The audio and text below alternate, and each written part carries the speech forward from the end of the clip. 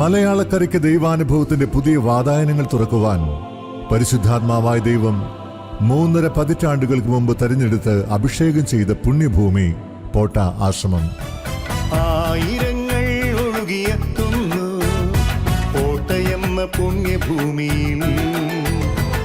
2025 March 5 ബുധൻ മുതൽ 9 ഞായർ വരെ 5 ദിവസങ്ങളിലായി ഒരുക്കപ്പെടുന്ന 36ാമത് പോട്ട ദേശീയ ബൈബിൾ കൺവെൻഷൻ രാവിലെ 8:30 മുതൽ വൈകിട്ട് 5 വരെ.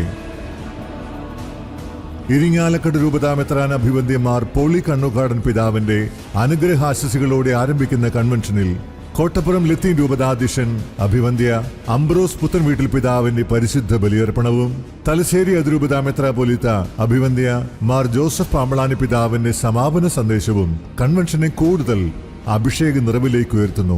വചന ശുശ്രൂഷ മേഖലയിൽ മാറ്റത്തിന്റെ കാറ്റ് വീശിയ അട്ടപ്പാടി സെഹിയോൻ മിനിസ്ട്രിയുടെ ആരംഭകൻ ഫാദർ സേവ്യർ ഖാൻ വട്ടായിലും ഷെക്കീന ടെലിവിഷൻ സ്ഥാപകൻ ബ്രദർ സന്തോഷ് കരുമത്രയും പോട്ട ഡിവൈൻ മിനിസ്ട്രിയുടെ ആരംഭകരും നെടുന്തൂണുകളുമായ ഫാദർ മാത്യു നായ്ക്കമ്പറമ്പിലും ഫാദർ ജോർജ് പനക്കലും മറ്റ് വിൻസെൻഷൻ ധ്യാന ഗുരുക്കന്മാരും വചനവേദിയിൽ അണിനിരക്കുന്നു.